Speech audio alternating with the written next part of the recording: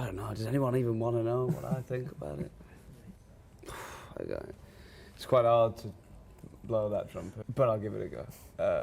I'm quite happy with Arabella on the new record, lyrically. Well, all round, really. No disrespect to you guys, but I just think the words on there are all right. What else? What else has there been? Cornerstone, maybe. It's quite concise. It's quite hard to sort of review yourself like that. That's your job, Matthew. That's why we'd leave that to you. Yeah, it was great. We had a cracking summer. We started off the summer doing these shows in Don Valley Bowl in Sheffield. That was really a sort of special weekend for us, yeah. We have, but they've never been that good, which has been fun, yeah. Like, it's too many to mention. Like, it's yeah, I guess it was sort of, it's for the first time. It's usually at this point in a campaign we sort of start getting a bit bored and wanting to make another record, or whatever. But that hasn't really happened yet this time. In the band, in our band's infancy, that was like sort of number one thing. Was like, is that it? Like, but that first record was like a big deal for us. That was like really important, I think, for us, that we made that Humbug record and like went and did it in the way we did it, with who we did it. Like, after that, it just seemed like anything were possible, you know. It really like gave us a boost. So this one did kind of come together pretty easy. But I think it's just one of them, more of a like insult over there. Should be called, yeah, sort of think it should be called that. I think it's yeah, I suppose it is, you know, like, or it's just a bit clearer or something. First record you ever bought? Once, actually, yeah. But that's just like such a good tune, that, isn't it? And were it? I don't know. Yeah, I was here for a night a couple of weeks ago, yeah. My girlfriend was DJing. Just came up for the night, yeah, in and out. How was that? Lovely. Well, we've always been big fans of his, like, ever since we started playing guitars, really, I think. And we were fortunate to meet him at festivals a couple of years ago, and we did a show together in Houston, and, you know, kind of, I suppose that's where like the relationship began. And then I think around that time we thought about asking him to go in the studio, perhaps, you know, and then we sort of like forgot about it a little bit, and then the idea was remembered to us by Lawrence Bell, our label. Yeah, he was he was aware of us. Like, I think he said some kind things in the press, I think. We did summon it there, but that's actually this guy Dave Catching's studio. Okay. The place in the desert, and Josh has a place in Los Angeles, so we kind of did the most of the record between those two.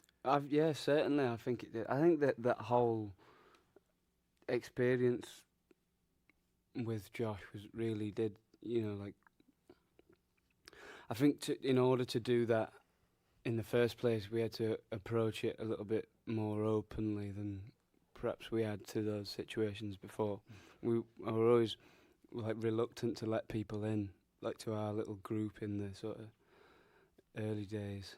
And as time's gone on, obviously, like, naturally, you perhaps, yeah, you know, you are more willing to like not. Like, obviously, he produced all his records before, and he's been in studios like a lot more than we have. But you know, we weren't so sure whether he'd produced a band that he wasn't a member of. You know what I mean? So it was going to be like a different, it's kind of different process for everybody. I think almost because, like you just said, I think the band is kind of really considered a British band, I think, but you know, because of that first album and the way my voice sounds, or like the accent it comes through, and so I think doing this, recording it in America and working with Josh and everything,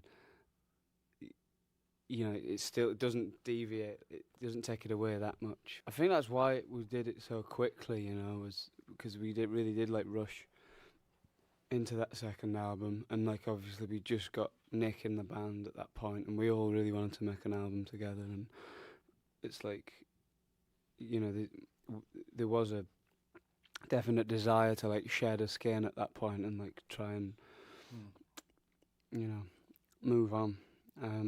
Yeah, and you could just like, and you know, as a result of that, you did spend a lot longer on this album, and like there wasn't that kind of feeling of, you know, we'd try things and we'd have like a few weeks writing more songs, and we'd record them, whereas, you know, there wasn't like this urgency, like, I suppose. This is the first time there's a sense of like satisfaction having completed this album that I don't think we've achieved before. I think it's just like you'd always kind of quickly have niggles about the other records, whereas with this one, I don't know, it just feels, you just feel more satisfied with it. I suppose it's like, and maybe it's because you've been playing a little bit longer and you've heard more records, and so it's you can, I suppose, like master your ideas a bit more, like making breakfasts now as opposed to playing pinball. Yeah, but I don't know, but we have, obviously, we've always done what we wanted to do, and the label's been very very good with us in that kind of department. But yeah, I don't know, more just like I'm happy with the tunes on this record. I just think like the songs are better and the sounds are better. To be honest, it still feels like the same really as it always has. Like in terms of me writing, I probably do it like more now than I used to do. Like I probably write more like frequently, and I think that's just. In the beginning, I was always a bit uncomfortable with the idea of like being like a songwriter. I don't know, that like term used to give me a little shudder. Like I felt like I'd be I don't know. It reminds me of like the idea of being a songwriter used to be like freaking out. Like, because I don't. Yeah, I think in terms of like that, I feel like that first album, kind of, for me anyway, like encapsulates all that stuff from that world that, you know, like, and it was tied up neatly, and like I feel like that was done then almost, you know, and then it was just after that it's just no, I mean, just like there was other things to write about. I remember when it like kind of discovered, when I started kind of writing in that style, I suppose, or about what was going on like in our lives at that time.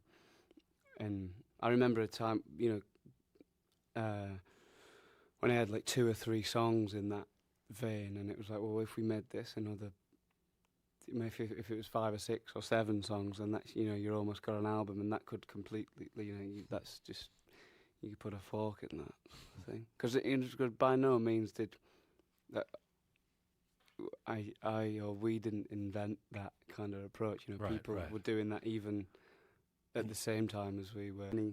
I think we probably had like joke tunes that were like about that. Yeah, I don't know. I can't really remember, to be honest. I don't know. Yeah, it was just like, I think it's always been about like what the next thing would be for us, like next record or whatever. Yeah, I don't know. I think it's always, I don't know what the alternative would have been, like, self-destruction. Well, we were just we had made demos like pretty after about like a year of playing together. We'd like made demos, and we'd, you know, Matt, our drummer, would, you know, do a little artwork for it, and we'd give them away when we were playing around, and then there's a gentleman that stepped up and was kind enough to drive us out of town to play shows, like, and you know, and he got us to do another demo and stuff like that, and we'd always give the disc away or whatever at the show, and then some kids got hold of it and kind of put it on a website or a bit of MySpace or something, I think, as well. But it was really, to us, we were like just going around playing, and all it meant was the next time we went up to Newcastle or whatever, there'd be like a couple more people there than there was the last time, and they'd know some of these tunes that we would. Yeah. Okay. Yeah.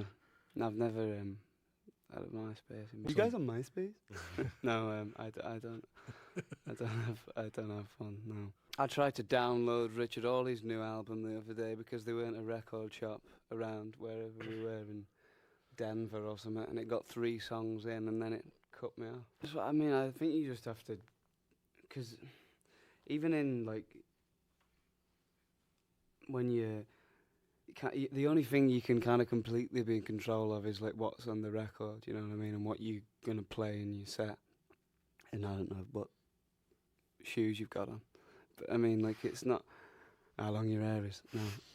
but like even like being interviewed for a magazine or whatever can always get like misconstrued, span and like, you know, you kind of misquoted and whatever. But I mean, I think there's no point like worrying about it really. It's more just like, well, concentrate on the thing you can control. Well, what was that? No, there's a cracker about that tune, My Propeller, on the new album. Yeah. Like that there's some sort of that it's some kind of, that's describing a mood, I assure you, not an organ. Like, everything's like, I was like, wow, really?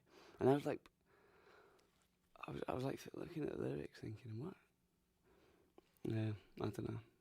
but it's quite funny, I suppose. I mean, I always say this, but we've always enjoyed coming and playing, and like the size of the places that we play over here is like